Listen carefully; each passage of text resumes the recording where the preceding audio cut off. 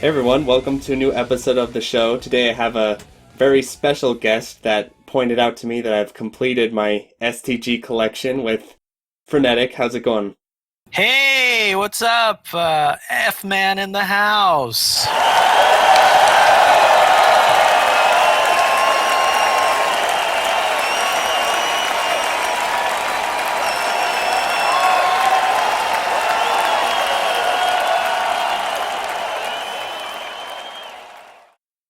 So that's funny because when we arranged this interview, I didn't realize that I had all the original hosts of STG Weekly on the show, but you pointed out to me that I ended up with you on now that I got you all. Yeah, that's right. Yeah, you had Aquason, Soft Drink, and Trap 15 were kind of like the original crew.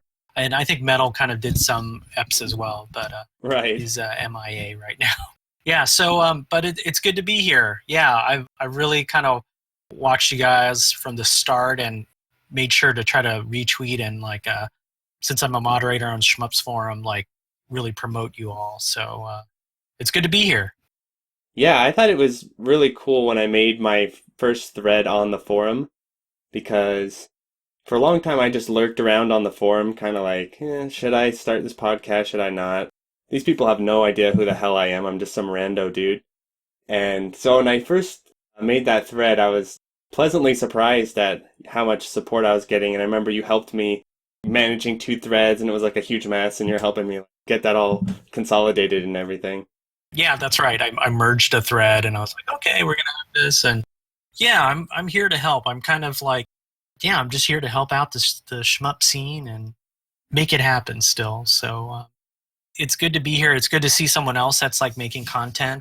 There's not a lot of places that have been creating content. I think like STG Weekly.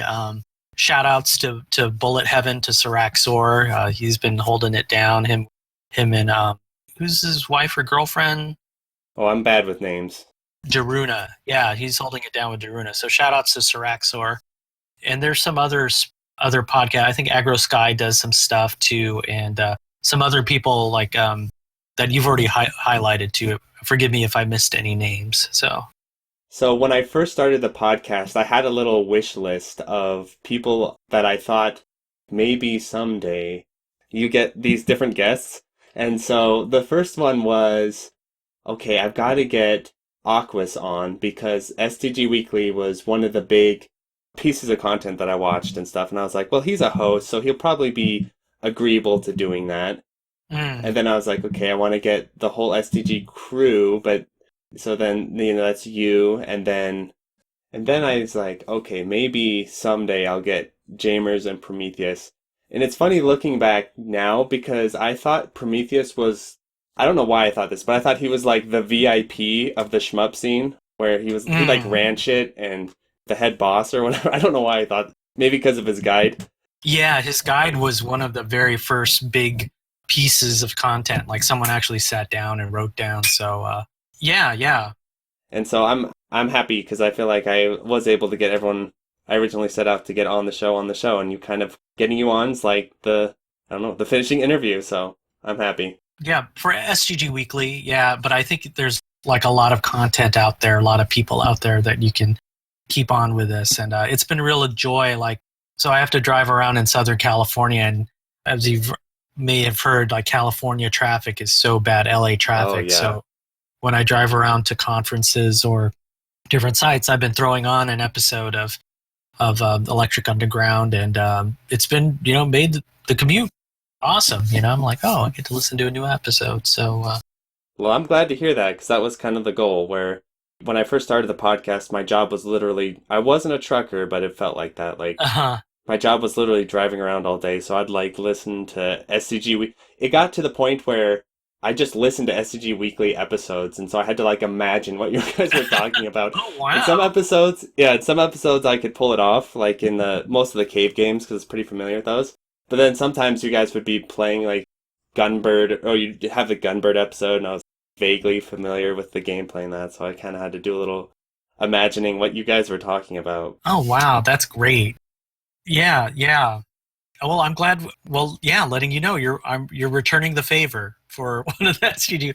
That's funny how it's like you would listen to STG Weekly episodes while you're driving. I'm listening to Electric Underground episodes while I'm driving. So, hey, to you who's listening to the podcast, if you're just listening to this at home, download those apps and make the commute easier for Yeah. yourself. Yeah, definitely. I remember one day I was at work. Some days I'm just like totally burned out. I think I watched the entire Ketsui STG Weekly episode while at work. I just sat and watched it. Oh, My coworkers are walking by. I'm like pretending like I'm doing work. It's like, hey, what's up? And I'm like watching the entire episode. So don't bother me. I'm very important. I've got some very important documents right yeah, now. Top stuff. yeah. To make a really black humor joke, at least you're like watching shoot 'em ups, but not shooting up the place, There you like a go. workplace. So yeah. There you go. So So yeah. Go ahead. Yeah. So I wanted to start off by kind of asking you, because you mentioned that you were, especially SCG Weeklies, you guys were basically the first dudes that I'm aware of. I asked Aquas this as well, that were kind Mm. of doing this type of content. So was there anyone before you guys that maybe aren't really well known or maybe a little have kind of like faded in time of like a shmup video show or shmup, some kind Well, of shmup content before you guys? there were reviews. I noticed that maybe there are some reviews on YouTube that would maybe talk about things for a while, and I think give again a shout out to Bullet Heaven. I think they started maybe a year or two or even more before us doing shmup. There's also that repository for like super replays that was out of Hmm. Britain, I think, or the UK, and they were just videos. So as far as there might have been some French content from that dude like the Sissy one CCs or one Sissies, Yeah. and maybe Shmup 'em all? yeah, maybe Shmup 'em all because they had some. There might have been French content, but as far as English content, I think I'm not going to say we were the first, but I feel comfortable saying we were one of the first. So, and I'm not really too big into like who was first, kind of things, but we were one of the earlier ones, I'd say. So, yeah, I think we were like probably one of the first ones to. At least we also have a lot of episodes too. So, Yeah, definitely. yeah. So I kind of want to dig into the history of all this is kind of what I want to do because when you're the first doing something how did it come together? What was the motivation for you guys to say, let's do this, we should do this? Oh, I see. Like, what's the genesis moment and what kind of thoughts Yeah, went behind exactly. that? Okay, what ended up happening was I think we were hanging out in IRC, and also Aquas was posting to Shmups forum. So there was a lot less traffic sometimes that would come up. So he posted the thread. I saw it, and then we were there was some waffling about like, okay, how are we going to do this?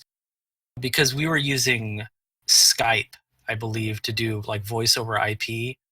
Hmm. And so I think Aquas posted a thread. He created like a Google form or for people like, hey, if you want to come and be like a host, because he needed someone.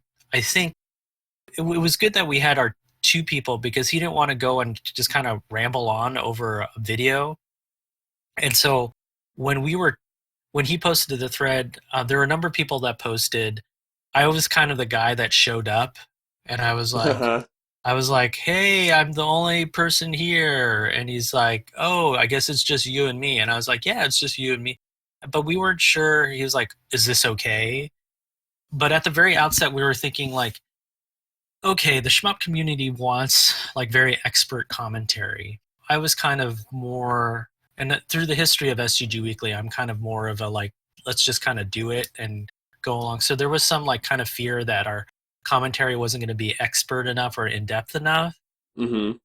But I kind of viewed it as like a comedian duo. Like in Japan, they have like a manzai duo where they have a straight man and then like the crooked man, or actually the funny off the wall person. So I said, hey, Aquas, like you can be the knowledgeable one because he was an expert player, and I could be just kind of like, hey, I'm going to have fun. I'll be like kind of the novice, and I'll ask questions as we go Hmm. along and provide like color commentary. And so when we were doing the Gradius episode, I knew Alimony because he had come over to my house, and so I could actually talk to him like, hey, can we use your replay? So that was good. Like, we wanted to get permission. And then he said it was okay. And then we went and hit the ground running. And then we just said, okay, let's just do this episode. Whatever criticism, we'll like solicit it in the Shmups forum thread. That way we can be respectful to the community. And then, but we wanted to bring something into being and kind of do it and then see what would come out afterwards. And then we would trust the community to provide constructive criticism to make the episodes better. Because we wanted, like, YouTube had happened and we were just like, let's just see what comes down the pike. So that's what happened. That's the start of STG Weekly, first episode. And what happened was then we started doing more, and we were trying to do it weekly. I guess when we said STG Weekly, Aquas wanted to do weekly episodes. So right after we did that first one, we followed it up with the next episodes. So does that answer your question for that? Or Indeed. yeah. So you did that Gradius episode, you posted it on the forum. What was the response? So the response was really good. Like, people said, "Oh, it was entertaining. It was in a Twitch, or it was like a place where people could commentate and watch." So I think that was really thrilling for people to watch STG Weekly in real time. Hmm. So we were able to follow up with the next episode was Mushihime-sama Futari 1.5. We were pretty ambitious because we were just like, we were making up as we went along. So, and that was with Saps, and he was a pretty good player. And so we're like, hey, let's just do it, because we couldn't get access to Japanese super players, and there's like a big language barrier. So it was Oh so yeah. forgiving. We could just kind of like, oh, does anyone have like a replay? Okay, we're going to show the replay. We're not purporting this to be like the best 1cc, but at least someone can explain the mechanics of the game. And then so it would also be for people who are just getting into the genre too. So that was something that we could go, oh, if the commentary wasn't as expert, well, we're just, trying to get people into the genre. So this is kind of pitched towards them rather than like the hype super players that might be going like, no, that's it. And if they did comment on that, we're like, hey, why don't you come on for another recap episode or something like that. Uh-huh. Yeah. Thinking about that. And then the next one was Armed Police Bat Rider. So the commentary in the thread, people are like, hey, I really like watching this. Can I join? Or I would like to see more of this. And so people were really friendly. Yeah. Well, I'm glad to hear that. I was a little afraid the story would go. You did that Gradius episode and then get utterly roasted when you put it in the... The number you have reached has been disconnected. For directory assistance information, you may dial 411 or your directory service provider. I was saying that I'm glad to hear that you guys had positive feedback when you first did the episode, because I was a little afraid the story would go. You did that episode, you posted it in the forum, and then just get steamrolled because you forgot, all the deeper mechanics of Gradius or something like that. Yeah, I think people were forgiving, and plus, and what's neat about being like kind of one of the first is just like there's nowhere where to go to draw off of it. So like they're just like, oh, I guess this is what this is supposed to look like, and then so yeah, that was cool. So let's talk a little bit about the early days of STG Weekly, as far as, like you said, you were kind of going off the cuff. That's what I do with my show too. So Yeah, I think, and I'm a firm believer in that too. Like, you can plan, but to really bring things into fruition, you just kind of have to go. What do they say in Dead Poet Society? Like carpe diem, like a Robin yeah, Williams character. And I'm a firm believer in that too. it'll be interesting to see if the standards have shifted, where these days people expect your early material to be top notch and top quality, because even my early podcast episodes, it's only been a year, like pretty night and day difference, just as far as I even say in the early episodes, I kind of have no idea what I'm doing, so you're going to have to be patient with me as far as figuring this stuff out. So Yeah, you have to just kind of go do it.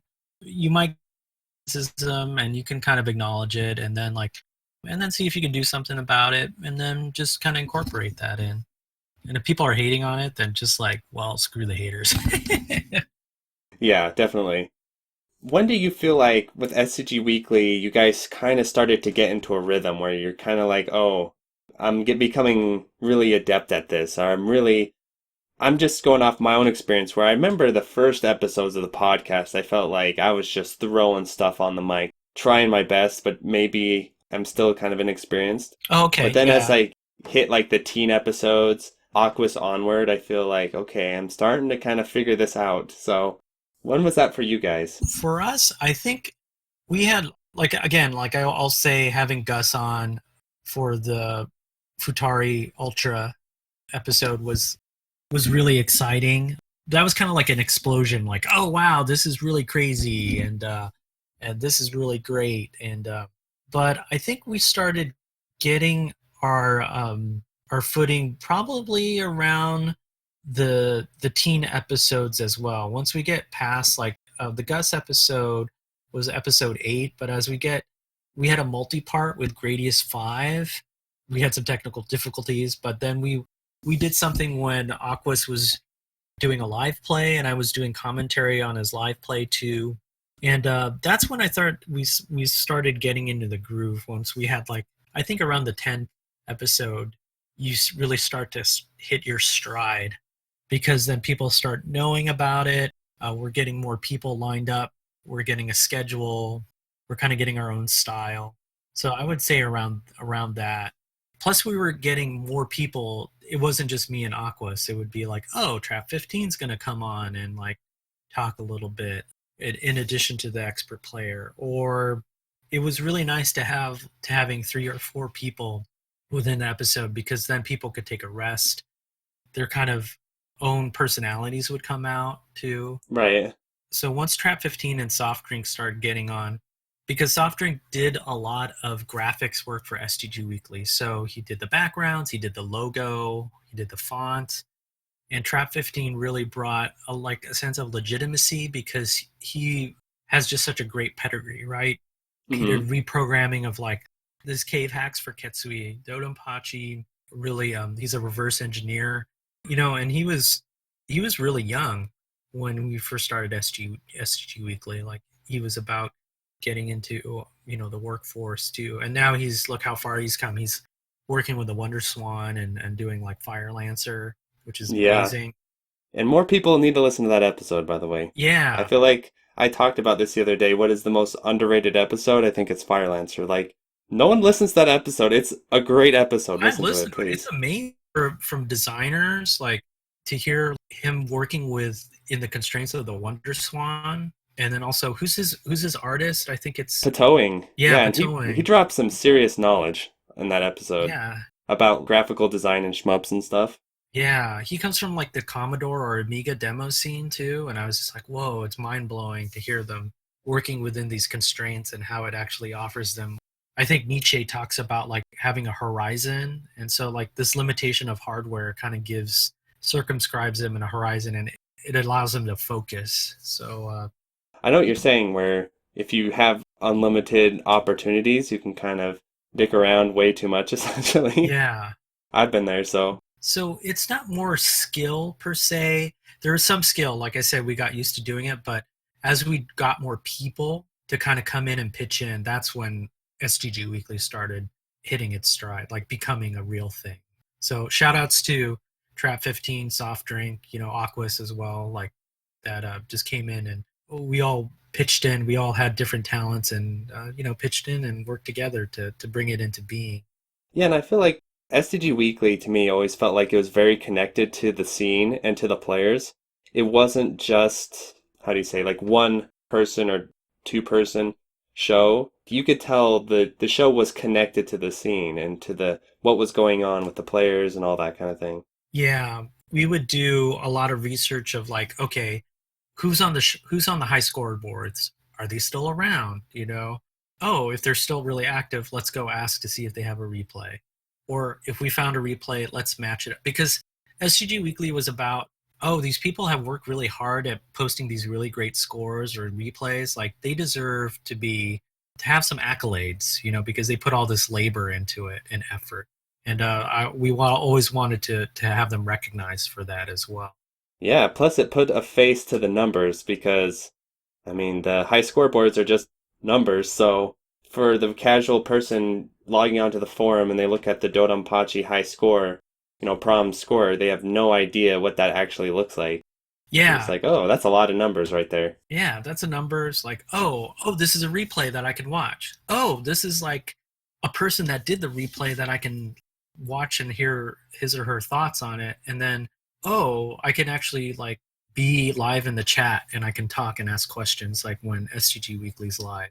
So it just kept on building on one another as we got more people to join STG Weekly, and then more episodes came. So it was really organic. I'm really happy to see that unfold.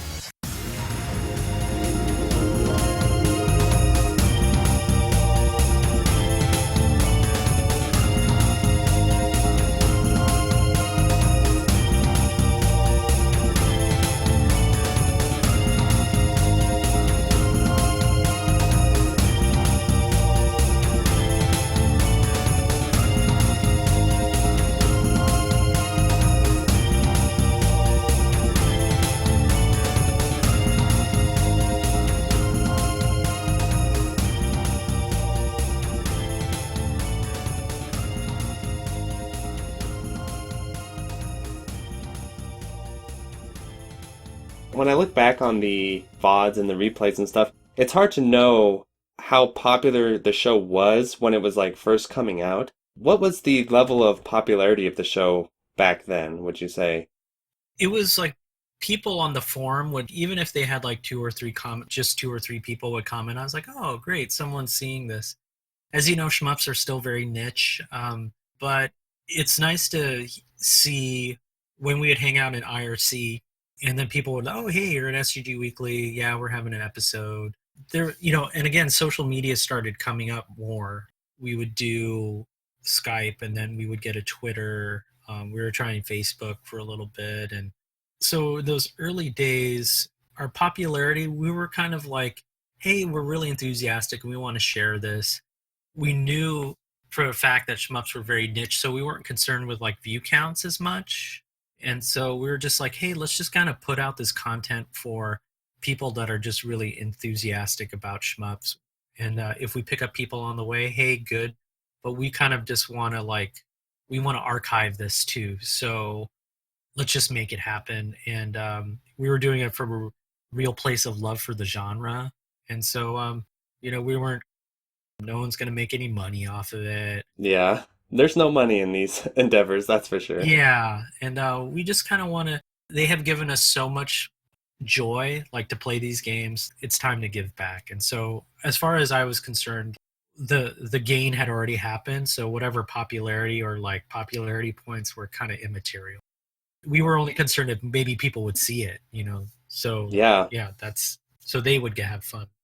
Well, okay. I have a theory and I want to run it by you because I feel like you and Aquas and the STG Weekly guys would be the best people to ask this question. Mm. So I have a theory. This might be untrue, but I think just looking at things, I think it might be accurate that in the 360 days, kind of early 2010, 2009, 2011, I feel like there was a bit of a shmup boom then where shmups were becoming more popular. Not huge, but more popular. And then kind of 3 or 4 years, like after the 360 days, they fell off, falling off of popularity because it just seemed when I look back through kind of the activity of the scene, there was a lot of excitement during the 360 days with the cave releases and stuff, and there's a lot of content around that time and a lot of views around that time. And then after the 360, it just kind of falls and just keeps falling. And then now it's kind of spiking back up with the Switch and stuff. Yeah. Did you see something like that happening? Let's see. Now I don't know about the falling off part, but what I can do to speak about is like the Xbox 360 is changing the face of the scene. So here, and I was doing some research when I was like first getting into around, I think like 2010 is when I joined the forum. So wow, 9 years ago. So what ended up happening was, again, all the cave games, they're only on PCB, right? Yep. And then what happens is, so it's two things. Xbox 360 comes out, and then M2 does the port of Bushehimi Seima Futari 1.5 and Black Label too. That was Hmm. a real watershed moment for me because, and to this day, it's one of my favorite shmups Oh because yeah. A, it was region free, and two, if you all out there in podcast land haven't seen the M2 documentary, they were able to do such a great port of the game that, and so you could play this game that's ported by M2, one of the best, porting houses. And you can watch the documentary if you haven't seen that documentary on YouTube. And so that was a real watershed moment because people could go ahead and play like 1.5. They could play all the modes. They could play Black Label, and that was like the shmup that I really devoted a lot of time to. So that was a big thing. That was really exciting because people were like, "Oh, you can play this." And I don't think any of the other games were out on Xbox 360. Correct me if I'm wrong. That were region free that you could play. So that was really neat. Yeah, that M2 port of Futari is really interesting because, like you said, it's really robust, and it's actually the only 360 port that I'm aware of that allows you to disable VSync. So you can literally Mm, play it with arcade levels of input lag if you disable VSync on it. yeah, So it's right. pretty crazy, and they never did that again. They didn't do that with the PS4 ports. Those don't have that feature. Oh, I did not know that. Yeah, so it's like I actually, this won't ever go anywhere, but I did it anyway. I messaged them. I was, hey, can you put the VSync disabling in the PS4 ports? I don't think they'll ever respond, but I sent that to them. You never know. You can just kind of like shoot, and see what happens. Maybe it'll snowball. My hope is that there's such a smaller division and, shmups aren't super popular that it's a rare case where fan mail is actually kind of like, whoa, whoa, we got some fan mail today. Let's see what it said. Yeah. Yeah, I think that's true. Yeah, just go for it. So that's what I want to say. Yeah, so you talked about it being a shift. So can you kind of paint the picture of maybe how you got into shmups and what it was like during the time you got into them, and then how it evolved during the days of STG Weekly and Oh, all okay. that came after? Okay, yeah, I'll give a little F-man bio. So one of my earliest memories was playing like Space Invaders on the Atari 2600, and I was like, "Oh wow, this has really good sound and whatnot." I was really young, and I was like, "Oh, this is kind of neat." And then there were arcades around, so I remember my dad took me to an arcade, and one of my earliest memories with shmups is like we were playing Moon Cresta, a Nichibitsu game, and that was really fun. I was like hanging out with my dad. We were kind of taking turns, and that was really fun. And then flash forward, I remember. So I used to go to a gaming center in Santa Fe Springs. We played like role playing games, but it was a general like recreation center. So they brought arcade games in, and so you could play on these arcade games that were brought in by this kind person, and just they were on free play. So one of them was Star Force, and so I would kind of play a role playing game, and then maybe we'd have a break, and I'd like, oh, I'm going to play some Star Force. So I'm this kid, like I think this is like either I'm in like junior high or like elementary school. I'm playing Star Force. So they've always been around, and maybe when I was in arcade, I put in like a quarter and play whichever shmup that would be around. There were some in liquor stores too. I remember also playing Tiger Heli at the local liquor store next to my house. But what was a real watershed moment, flashing forward, like after I was in college. I stuck around the college town for kind of being the cool guy for a while. But then I was in a rock and roll band. I had my girlfriend at the time. So what ended up happening was in a spans, like I lost, I broke up with my old lady at the time. My band broke up, and then I decided to like, I need to go back to school. and go to grad school. So I moved back home, and so I lived in a college town, and I never really got my license so I didn't really drive. I kind of hung out in my old room, and I kind of turned to video games for like kind of my recreation. So I didn't drive, like I ride my bike around town. So I got an Xbox 360, or I had a Dreamcast, I think, and then I would play shmups on that because there were a lot of games for that. And then I joined the shmups forum. I was like, oh, I saw there was like shmup meets around, and then there was a lot of talk where people had met up in the past. Ramus was one of the first ones that had ally, but there wasn't any shmup meets that happened pretty soon. So I would kind of talk with people, and there would be like, oh yeah, maybe we'll have something. I don't know. So that was a Creighton were posting in the threads, and then we're like, okay, I said finally, like, let's go to Arcade Infinity because I think Necronopticus would go there. And so we had a shmup meet, SoCal Shmup Meet, kind of restarted up again, and we went to Arcade Infinity, and they had a Mushihime-sama Futari cabinet. And then I remember going to meet Necronopticus. I think Shurin was another person from the forum that came, and then we watched Necronopticus, who was one of the really great players that came out, and I watched him like 1cc Maniac mode in 1.5, and I was like, oh my gosh, whoa, this guy's crazy! Like I've never seen this before, and and he's become a friend.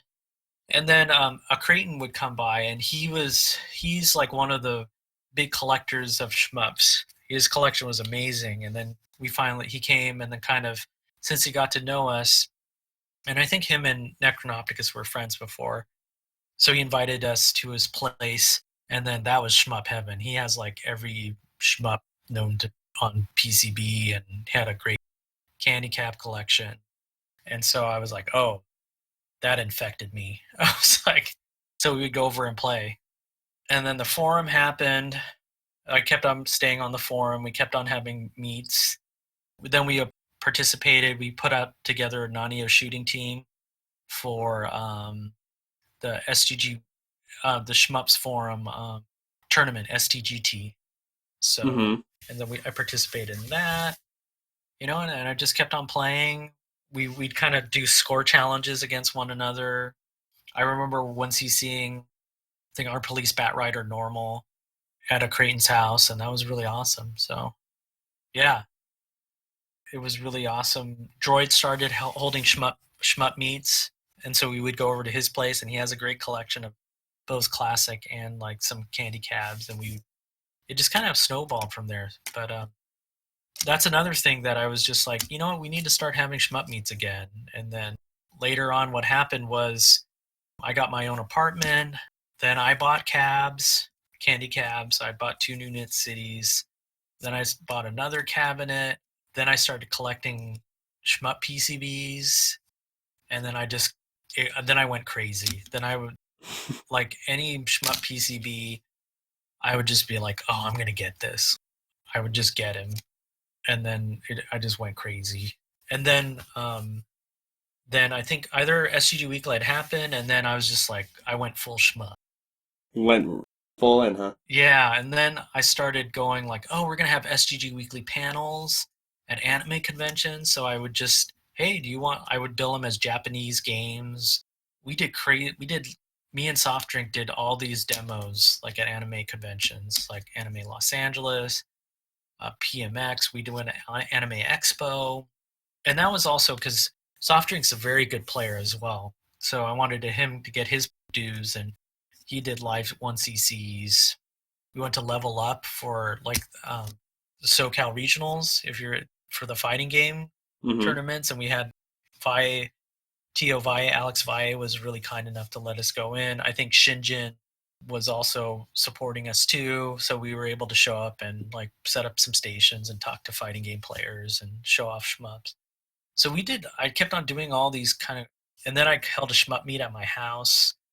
Then I held like all these crazy shmup meets. People brought candy cabs. Arcade Game brought candy cabs to my house. So you're like the shmup missionary. Yeah, I was really into it and really wanted to spread the genre.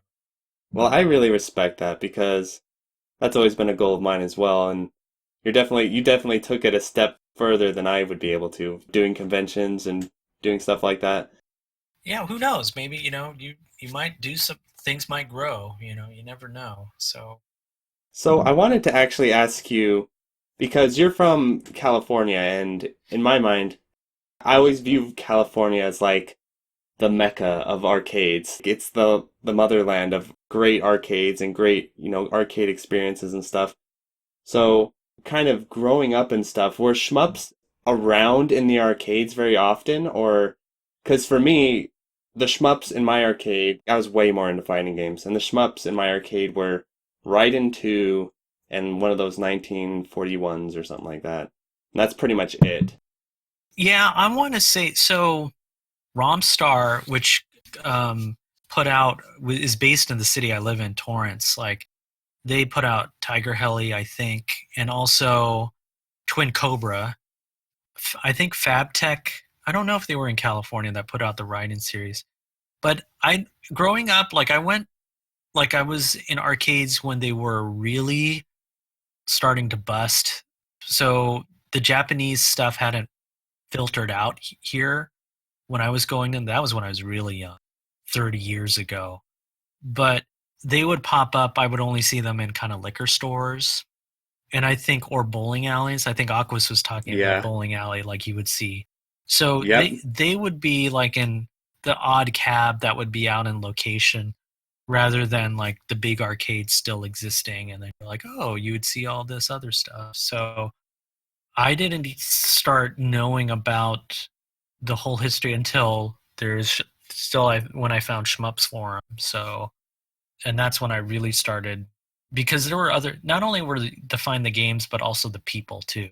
You're like, Right. oh, I like this person posts, and I was like, oh, I really like reading their posts. Or oh, it's kind of keeping on back on in my mind. Oh, I want to like see this content. And that's funny you were mentioning how you were going to Level Up Arcade and all these different places, anime conventions and stuff, and doing these live panels and stuff, because in the interview I have with Aquas, I mentioned, hey, what do you think of the idea of us crashing EVO one year and just showing up with a bunch of shmups and being like, hey, we're playing shmups at EVO this year? Are you going to Evo this year? Like I've been. I'm not. Oh, I've been No. going. I went, but yeah, I mean, I did. Oh, Aquas said, you should ask Frenetic. That's something he'd do. Yeah, I mean, I'd be down for that too. Like, there's a bring your own console area. I did one for when Cinco no Ronde Duo was released. So I talked with. Put that on again. Sorry, name escapes I me. don't know Yeah, either, so yeah. the developer, whoever it is. So GRev puts it out, but Dejika, yeah, Dejika. I talked with Dejika, and they've been really nice to STG Weekly. They said, yeah, Awesome. we'll give you a preview copy, and then you can. So I set up a station, two controllers, a Senko no Ronde 2 by Dejika, and so yeah, people came and played, and I was there like kind of showing people the game. Yeah, I did that at Evo, and then people were like, oh wow, that's so cool.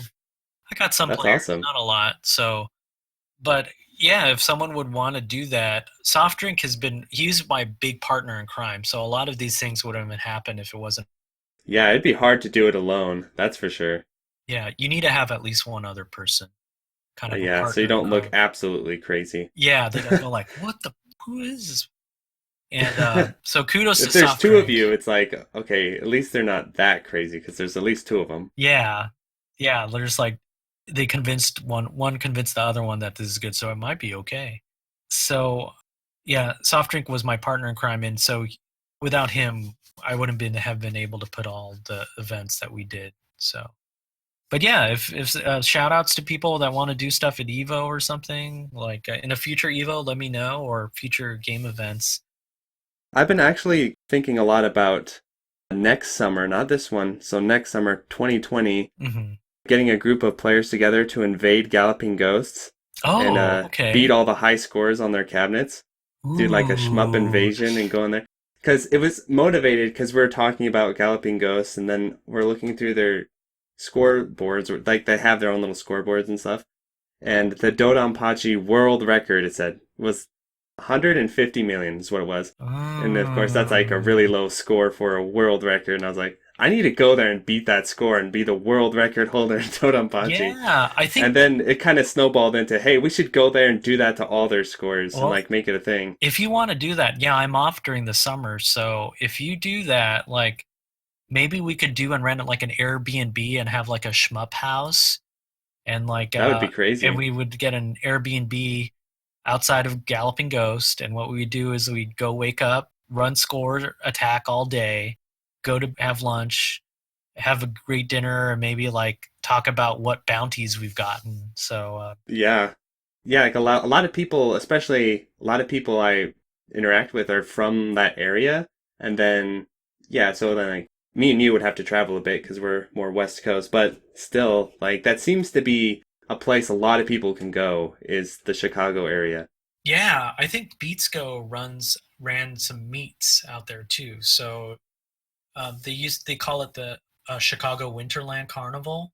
Who used to Dr. Boom used to run that. So and then Beatsco kind of took the lead on that too. So maybe we could do a joint thing, and I'd be down with helping out with that too. So maybe we could start talking about it this January of next year or something.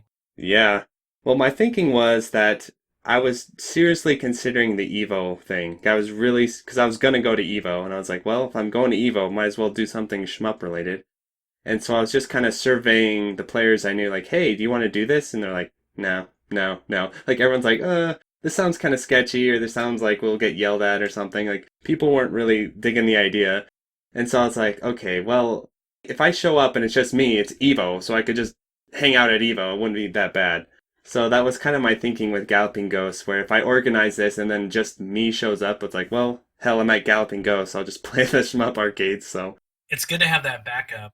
Yeah, it's like less of a risk than if I threw some random shmup meet just somewhere and it's just me and there's no one shows up. It's like, well, if it's at Galloping Ghost and it's just me, it's still worth the trip because I've always wanted to go there and play all the machines. So I think that's a good attitude to have. So yeah, yeah, I'll put it in my calendar for January. Let me do that now, and then we can start planning. I'm a believer in planning, and I'm not always good at it. I think that would be really cool because it seems feasible for me to do to get out there Yeah. and do that. So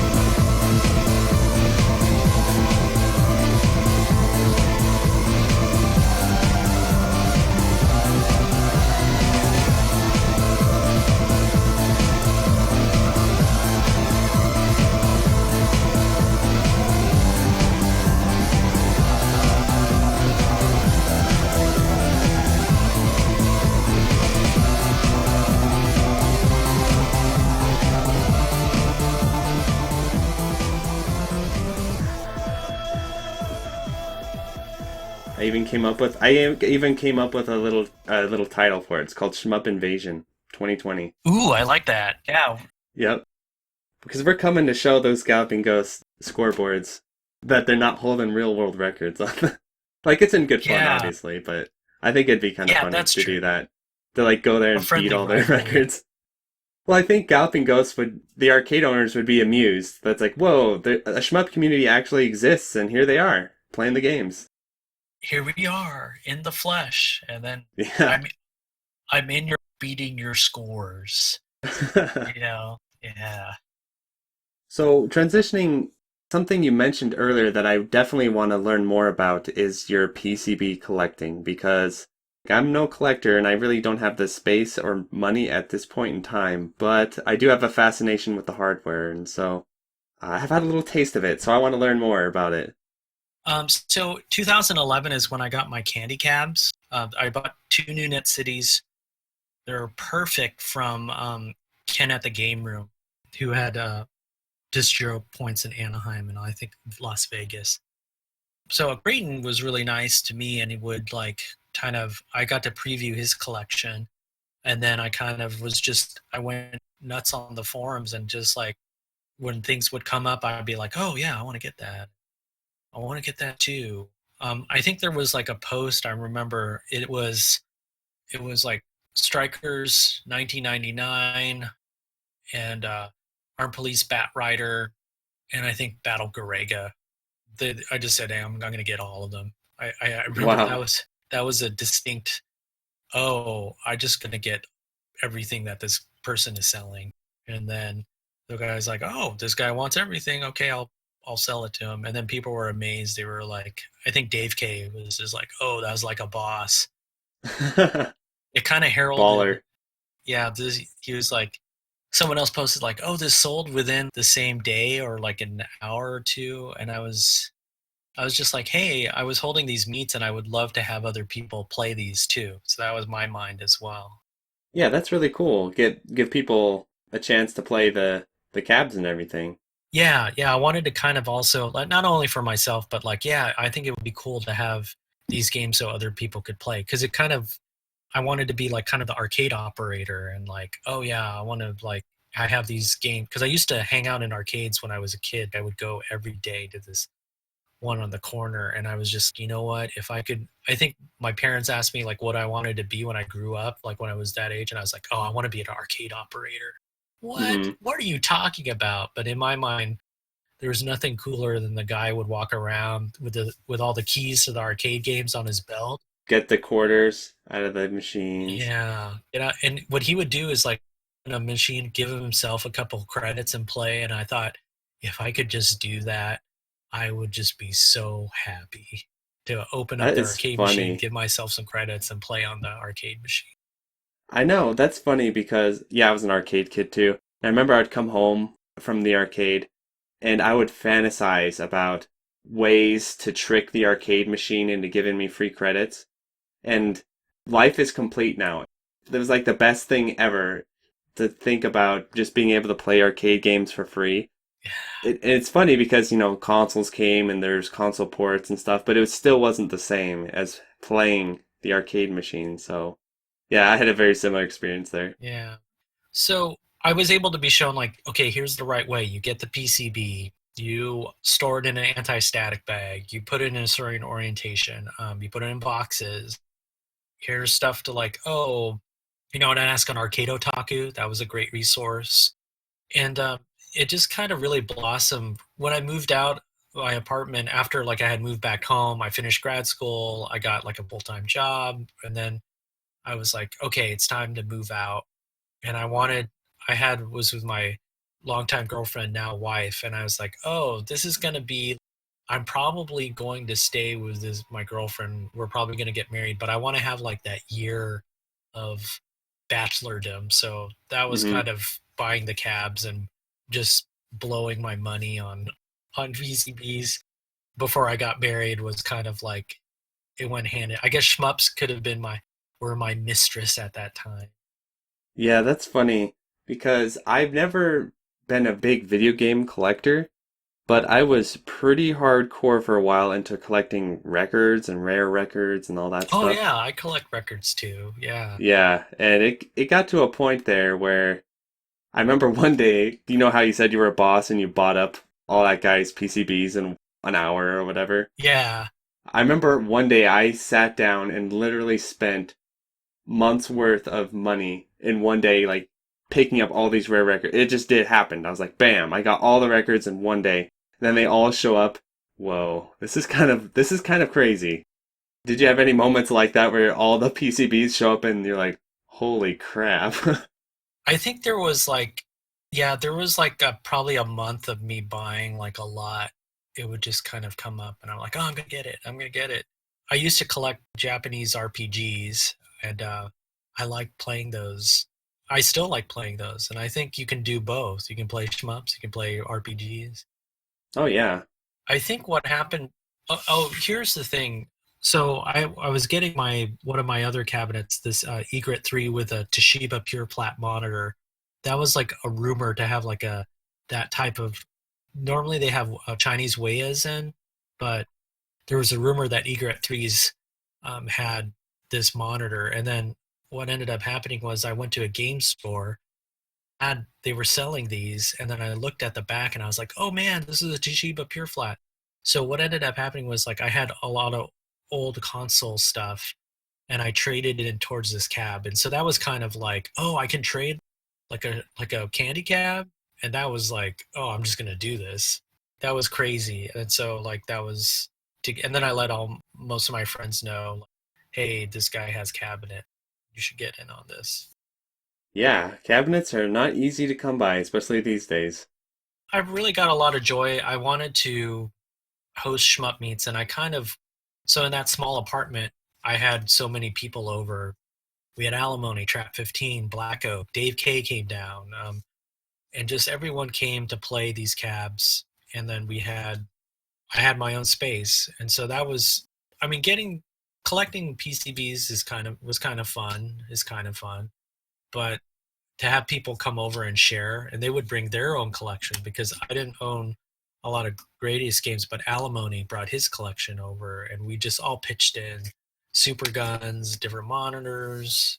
Hmm. We just all had our own thing going for the day. We had grilling sausages. I think the French players know how to do that. Oli-san would post stuff, and I would like, oh, I want to do beats like that where we have food and fun and shmups.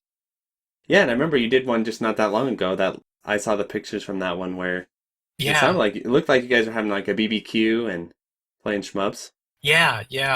I took a big hiatus since I've been busy with a new job and also moving, but I would hold shmups at my house and shmup meets, and then just have as many people could come out to play and celebrate the genre and just like people to get to know each other. And I think from those meets, like people met each other and they've been good friends since those, if not my meets, but like at Droids meets, we all still get together. So, Yeah, there's something definitely about that where like I haven't had that with shmups yet because I'm in the middle of nowhere, but mm, with fighting games, a lot of my good friends come from the fighting game scene and going to tournaments together and oh, that's doing all that. cool.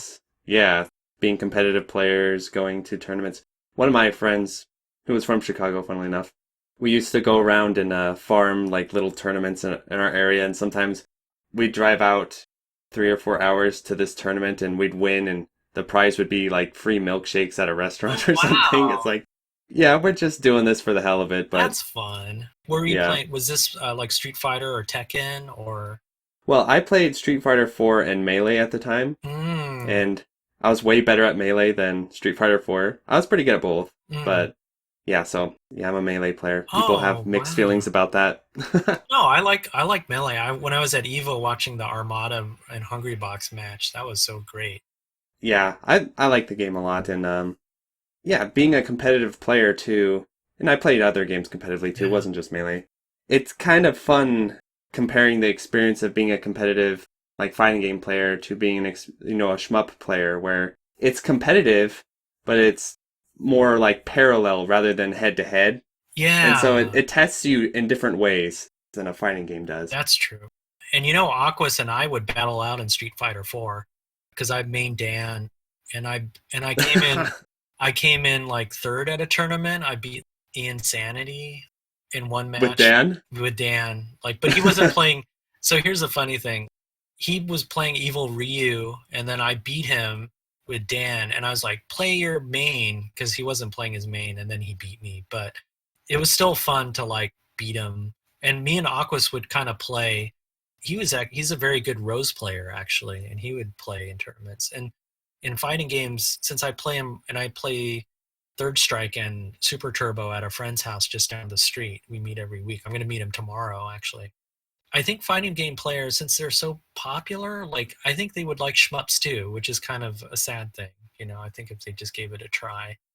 I've talked about this a few times where I feel like the FGC is maybe the highest potential of crossover. I used to think it was speedrunning, but I feel like the FGC is just as equally because I'm from fighting games and a lot of people that are kind of getting into shmups that I know are kind of from the fighting game scene as well. So there's definitely that link there with the arcade. Yeah, I hope maybe it'll reach like critical mass with that, and then I still believe it. We went to level up. Yeah, that's awesome. something will happen. So it just takes time. So I do want to learn a little more about how collecting arcade games and shmups has changed over the years, because from what I've heard, it's become a lot more difficult to get your hands on things. Is that true? Yeah, yeah. I mean, candy cabs have kind of gone down to get. I think you can get them still, but now it's like PCBs are really hard to get now. Right. I went to Japan pretty recently, and then like their prices are crazy. Not only here, yeah. Really? So it's just, but now I think I've always been even though I'm like a PCB collector, I love people that play in MAME. I think it's great. Now we're getting the ports from M2 that are going to Mm-hmm. PS4. So I think we're getting maybe another renaissance where like, yeah, PCBs are nice, but there's all these great ports that are coming out by M2. So don't despair. And it's interesting to see if there's a parallel with retro gaming collection because I follow it pretty closely, even though I'm not a collector myself, which is kind of funny.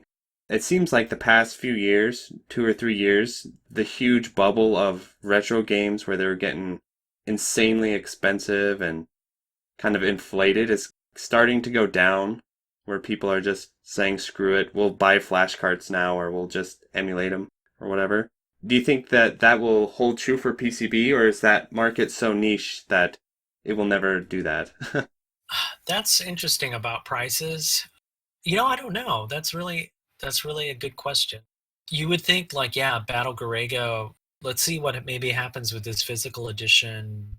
I know that the Korean one came out, but let's see if limited run games, even with them, they put out Battle Garega and it's sold out. Like it's not like the physical version is not. Oh, really? The M2 Yeah, one? the M2. Limited run Yeah, games so one. maybe the Korean version will still continue to be put out. It hasn't gone an impact when the M2 release came out on PS4, the non-physical one. It didn't really drive down Garega prices.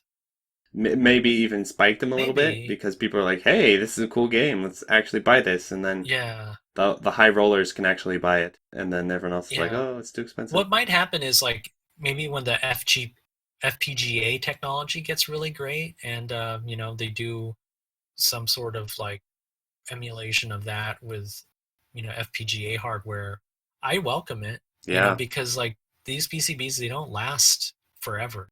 They break. Some chip goes bad, some battery explodes. right. So, and some of these are custom chips. And then it's game over for real. For real, game over. Yeah, it's real game. But then, play a port. So when I talk about PCB prices, I'm not really great happy that like, hey, I bought, and I have investments. Like I don't buy the PCBs as investments. They're more like I wanted to play. I was kind of hoping that I would build up my PCB collection.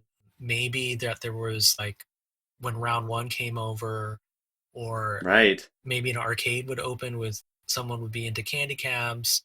I've been trying hard to go like, hey, I have this collection. Like, do you want me to put I even drove out to like an arcade in Riverside and I was like, hey, can I put this PCB on location? I don't want profit. I just want people to be able to play this game in an arcade setting. So that's what I've been doing it for too. Have it like kind of make the arcade live again, or maybe in a barcade, but they've been mostly about classic games and pinball, which I Yeah, love. I love too, but I'm kind of looking for like that arcade UFO or that Akihabara arcade. right. Yeah, I think it'd be interesting to compare our experiences with arcades right now because for some reason, somehow, my childhood arcade is still open somehow. Oh Like, wow, that's it's a awesome! miracle from God that thing's still open. Wow. It's good, and but it's also kind of sad because every time I visit, it's like watching someone slowly die, where it's just like, uh-oh, there goes the Tekken Tag machine, it's gone. Oh, you're like, this Oh, is not playing. there's They're not goodbye fixing Soul it. Calibur 2. Yeah, like you can literally watch the machines die and then disappear. It's like, Ugh. oh, there goes X-Men, there goes The Simpsons, there goes Lucky and Wild. It's just like slowly happening. But sometimes there'll be a fun surprise. I go in there and all of a sudden there's LA machine guns. I'm like, whoa, LA machine guns? Why is Have, that? have you played that?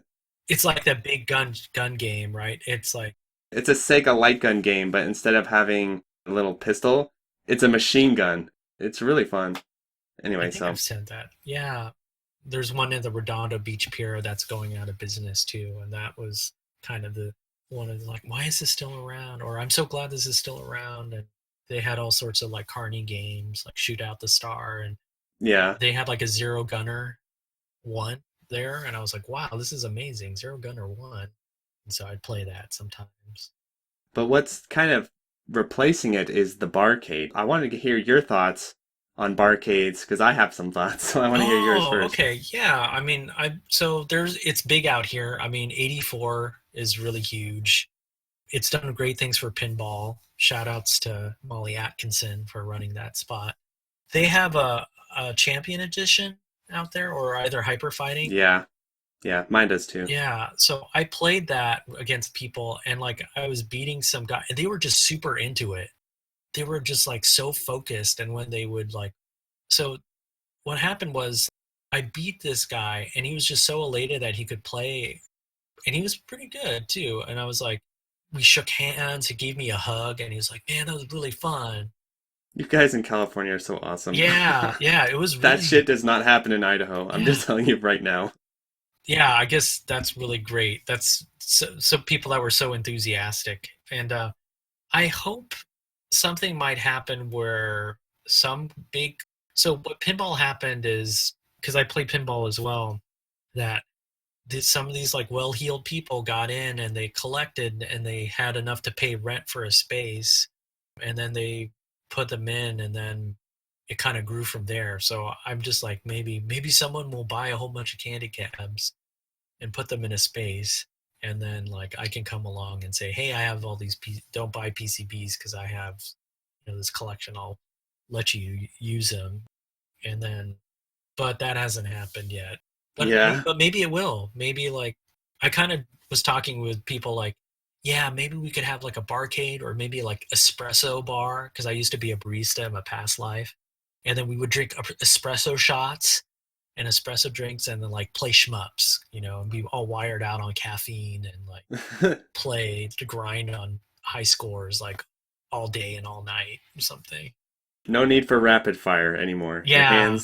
Their hands are jacked up enough to do it now. Yeah, we would have like maybe a special espresso drink with like 16 shots per second, and like it would be like a whole tall glass of 16 shots of espresso that people can, you'd have to sign a waiver if you drank it.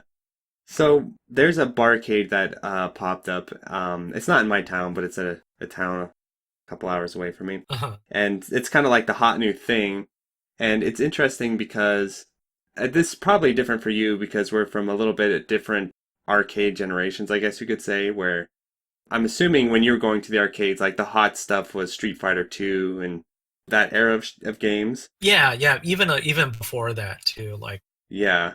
And mine was Tekken Tag and Tekken 4 and the 90s, the Mhm. mid 90s arcade games were like the hotness for me. Yeah. So it's a little bit of a bummer for me because I go there and I dig the older games because I did play those too.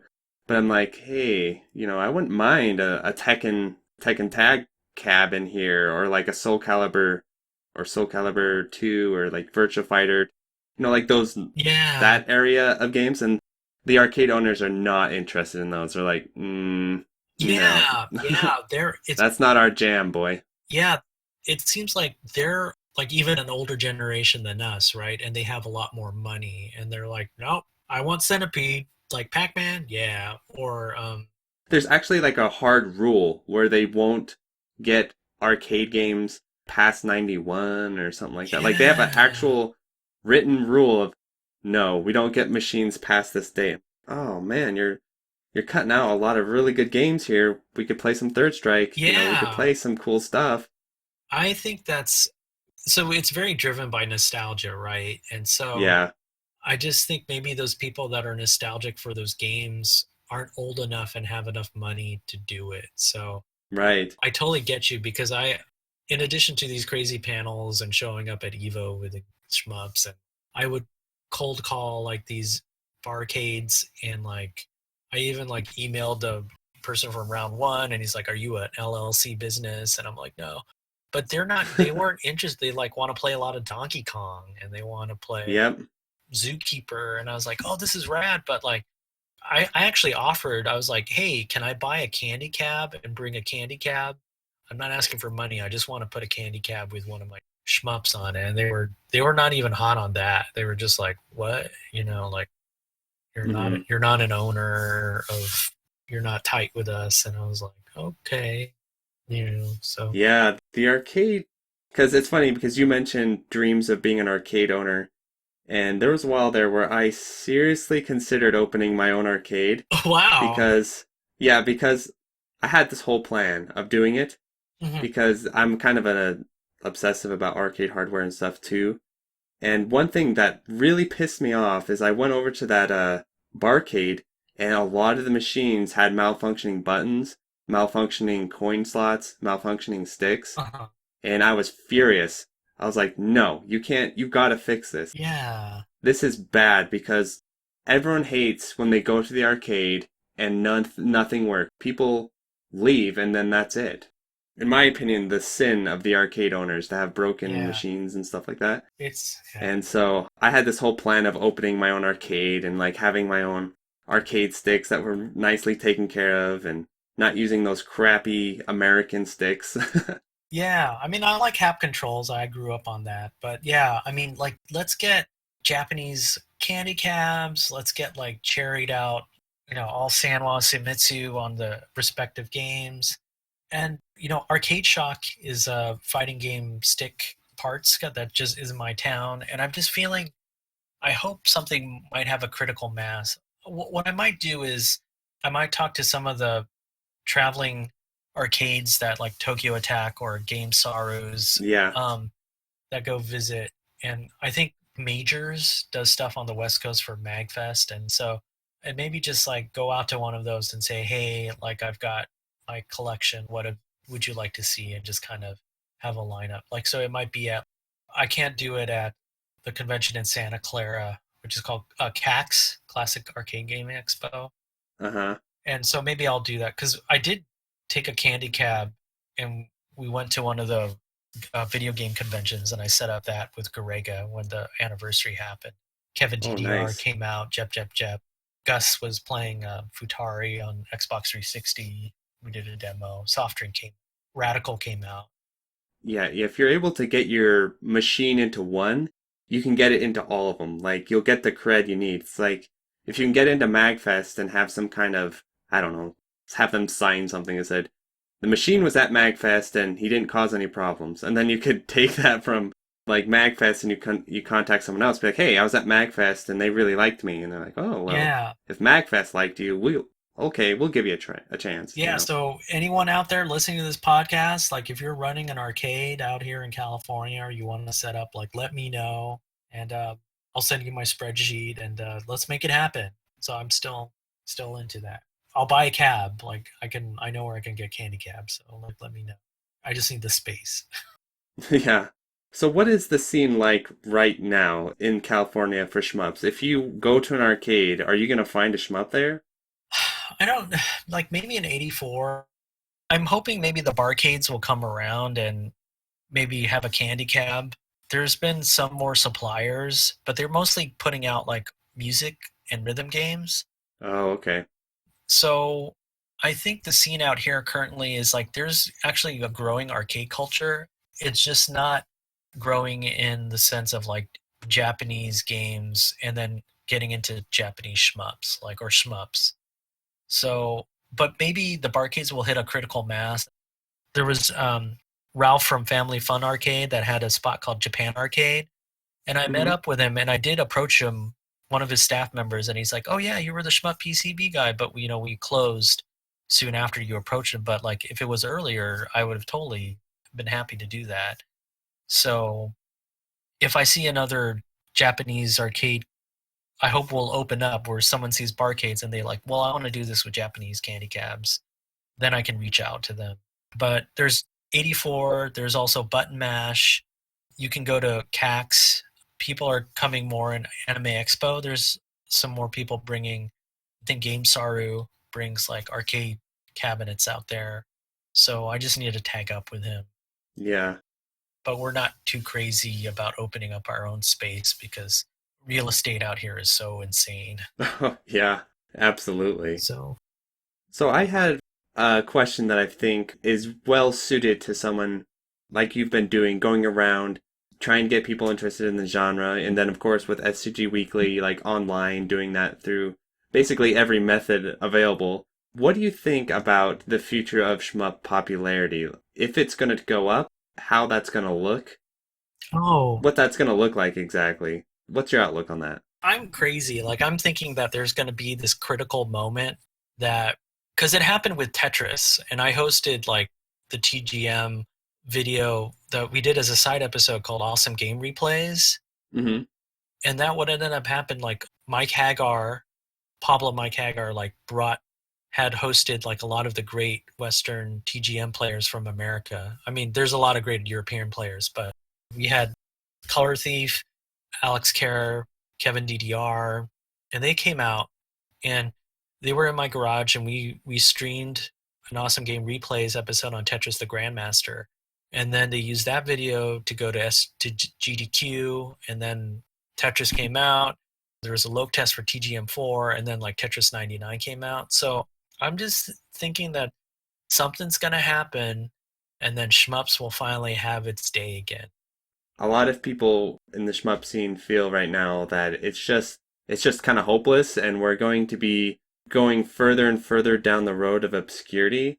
But just in my ventures of trying to get the genre out there more and talking to more people outside the community and stuff, I feel like there's sort of an undercurrent going on where that tide may appear sooner than people expect, where shmups will have their chance at least for more popularity. Yeah, I'm thinking of like a huge stadium with screaming people and like a Washoi big screen like they do in Japan. Someone playing like a live demo and just people crying or screaming with joy, like it's like they're just all these bullets are on the screen, Holding their babies. holding their babies, like lifting them up against the, to the sky, bathed in the light of pink bullets, But yeah, I'm thinking something's got to happen because shmups are the most like collectible things, and I just think something's got to happen where something's going to happen.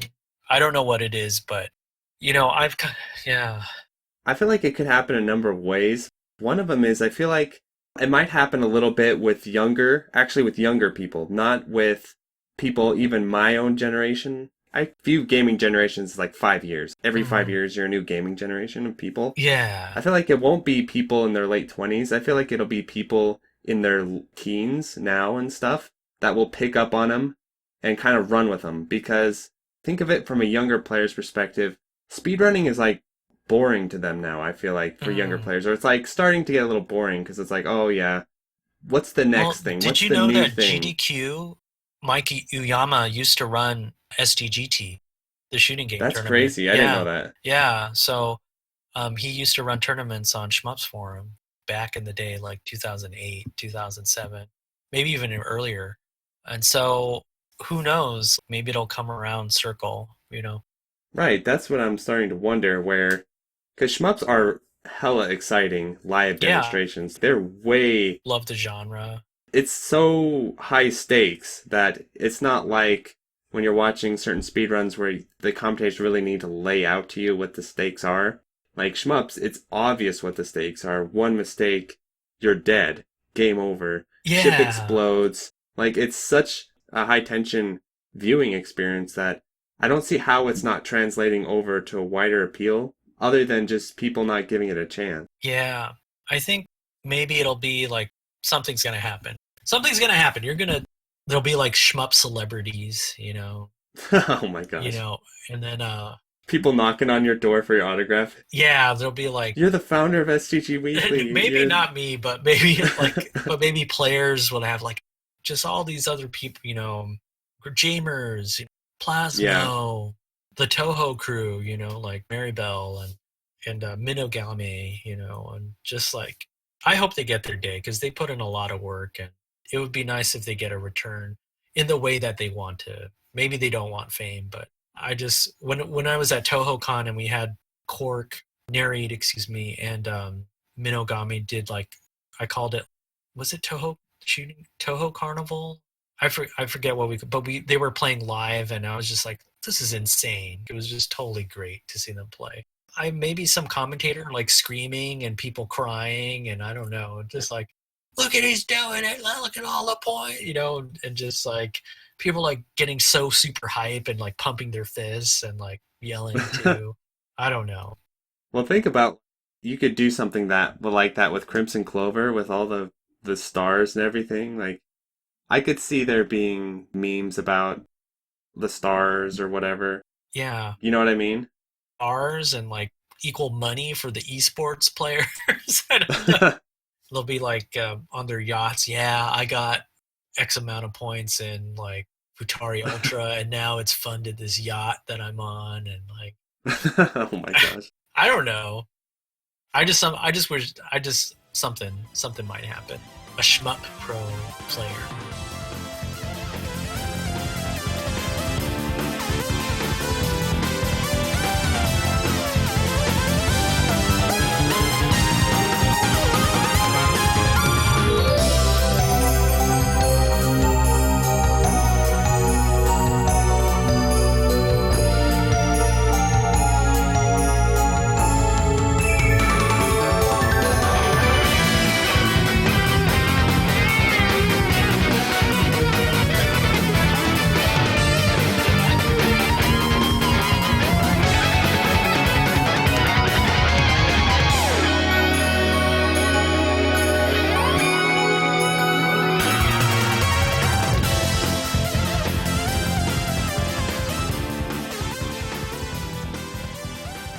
We've always been trying to apply for speedrunning, it's GDQ for shmups, and it's not marathon safe. It's different criteria, so maybe something might change when something comes up with that. We started Awesome Game Replays to kind of transition in there a little bit, and that's their own thing. But hopefully, maybe something comes around.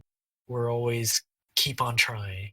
There was an episode of the Frame Savers podcast where I was a guest on their show, and then I got to it was pretty cool. And then I got to kind of get to know them a little better and kind of get my foot in the door a little bit before it all kind of came crashing down. But it's one of their last episodes, they have a Q&A with the famous GDQ commentator guy. I'm trying to remember his name. Anyway, and he helps organize a lot of the runs and everything. And we got to ask him questions, and one of my questions was, hey, can we get a shmup demonstration in GDQ? Can we do a shmup? And he was kind of like, maybe one's all we need. If we could get one in there, not complete dead time slot, I mean, that could be a good thing. Yeah, hopefully maybe with that too. Come on, Mike Uyama. Remember where your roots are. so yeah, we'll see. One more question for you, so let me make sure it's a good one. Damn good one before it's over. Let's close it out on it. Here's your really excellent top tier question. It's so you've talked about kind of being, one of your roles in the community has been kind of nurturing the community and helping move it forward. So what is your advice to the next generation of people in the community, or newer members of the community, or people who've been around a while, as to what can we do to help grow the community, and what are some good ideas for that? I think one is don't yuck another person's yum. If someone's pretty interested in something, just let them have a good time, Yeah. Because don't be a hater. Yeah, don't be a hater. Because I know we're very particular on Shmups Forum. We always oh yeah, we're the hardcores of the hardcore. But you know what? Life's short, and just let's be good people online and in person. So to push that forward, and maybe be a evangelist, a Shmup Evangelist. You're at a fighting game tournament, you're in the casual area with BYOC. Bring a shmup, take that. Make sure you bring a monitor. I like the BenQs.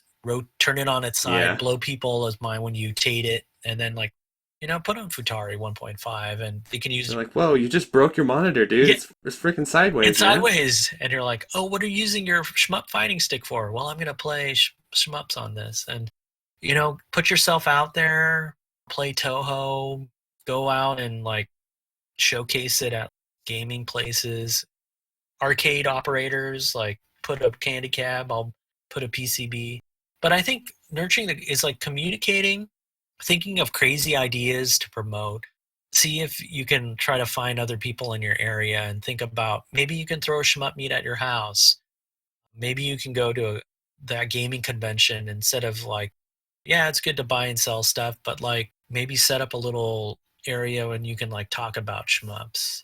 It goes with a lot of planning, and don't be afraid. Like you're not afraid to get hit by a bullet and retry to once you see a game. Like use that same tenacity and like share this wonderful genre with everybody. I got a new job and now I'm a professor. In addition to being a librarian, when I planned, we kind of passed off me and Aquas like recruited a lot more people to be the new STG Weekly like second gen, and they're doing their Hmm. own thing. So yeah, think about the next generation and like give them the tools that they need to get into shmups. And like I said, shmups kind of taught me a lot to be persistent. It kind of helped me to get my new job. So look outside of like just the game and kind of think of how it's helped you. You can pass that on to other people by spreading shmups around. So I hope that's I know it kind of sounds weird and incoherent, but No, it sounds good. yeah, I really believe in the genre. It's so unique. It's kind of given me the grit to kind of just keep on pushing forward and just trying crazy things. Because like it's like, oh, look at this total insurmountable. I remember when I was playing Pro Gear and I was like kind of credit feeding to like see, and like I remember seeing the last boss, which has 3 forms, Bullvox, Jeez. and I was like, how am I ever gonna once like pass the first loop on this? Like this is impossible. Like by playing shmups, it kind of gave me the desire and like steel to like do. I remember getting this in this tenure track position right now as being a professor. I was like, how am I going to do this? Like I'm not an academic. And then I was like, okay, I got to strategize. I got to like I treated like things like stage 1. I'm going to take classes, through my professional. I'm going to go ahead and get a part-time position. I'm going to go to this past certain parts, like the mid boss, like in a stage, like in a shmup. So Yeah, it definitely teaches you to plan ahead and route stuff out because you kind of have to. Otherwise, the game murders you. So, yeah, the game murders you. So yeah, like in life, if you want to get ahead, you plan and route it out. And because I was able to, like, I don't have really great scores or like, but I have, okay. I think I have okay scores in some games, and I've 1CC'd some games. I play a lot of other games too that have been, mahjong has been really Japanese mahjong's been really big, and I play a lot of fighting games. It's games in general are just like provide you such an environment that you can keep on testing life to the fullest, to go full shmup and also go full in your life. yeah, well, thanks for so much for coming on, man. I was really happy that I was able to do this interview with you. Yeah, thanks for having me on.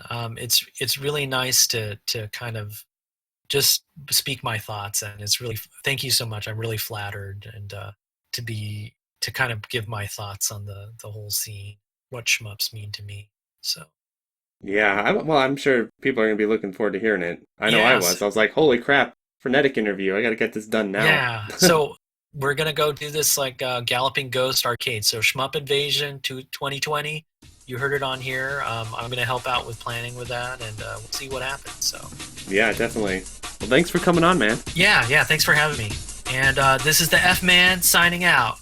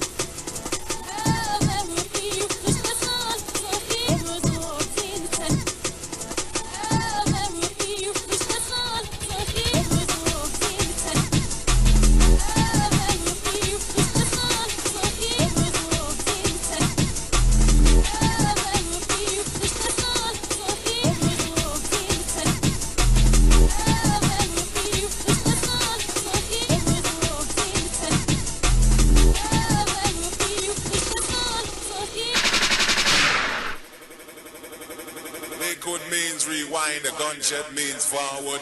You requested it, so we rewind.